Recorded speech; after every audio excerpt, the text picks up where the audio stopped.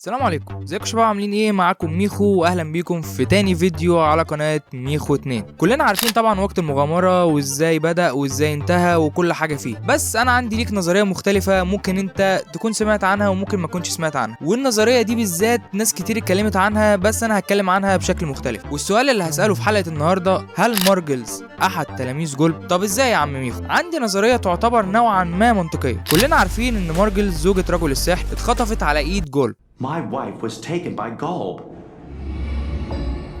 لكن السؤال بقى، ليه جولب خطفها؟ ده مش بس خطفها من بعد ارض أور، ده خطفها من كل الابعاد. في ناس قالت نظريات كتير عن الموضوع ده، لكن نظريتي مختلفه شويه. النظريه بتقول ان مارجلز قد تكون احد تلاميذ جولب. طب هل في دليل على كلامك ده يا ميخو ولا بتهبد وخلاص؟ لا يا عزيزي المشاهد، في دليل على كلامي. ناس كتير قالت ان جولب لما خطف مارجلز اكلها او بلعها في معدته، لكن الكلام ده مشكوك فيه. ليه بقى؟ لان في اخر حلقه في كرتون وقت المغامره الجولب بلع بيتي وشكل الجولب اتغير بعدها.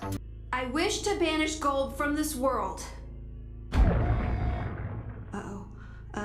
I wish for Gulb to disappear. I wish for Gulb to disappear! No! He's too strong! Even for the crown! However it has to happen. I wish for the power to keep Simon safe.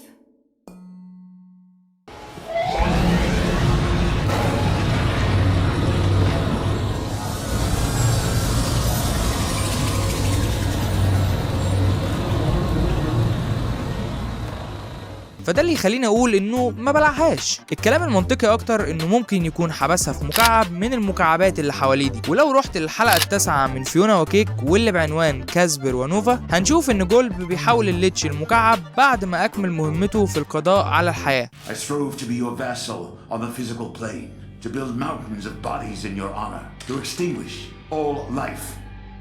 And in my universe, this I achieved. Hear me, Gulb! What do you want from me now?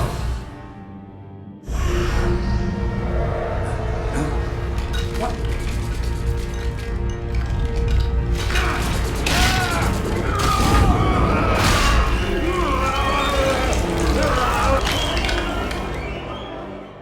فاكيد مارجلز ممكن تكون جوه مكعب من دول، وكمان في احتمال كبير ان الجولب خطف مارجلز عشان رجل السحر يزعل ويتجنن ويبقى عنده قوه سحريه. طب تفتكر ليه يا عزيزي المشاهد؟ هل لان الجولب كان عاوز بيتي حبيبه سايمون من الاول عشان كده رتب كل الاحداث دي من اول خطف مارجلز لحد ابتلاع بيتي، ولا نظريتي مجرد نظريه في الاخر وهبد وملهاش اي علاقه بالواقع؟ وبس كده يكون الفيديو بتاعنا خلص. اتمنى تقولوا لي في الكومنتات لو استمتعتم من الفيديو ده، ولو عجبكم الفيديو ما تبخلش عليا في اللايك والاشتراك، واتمنى تدعمني وسلام.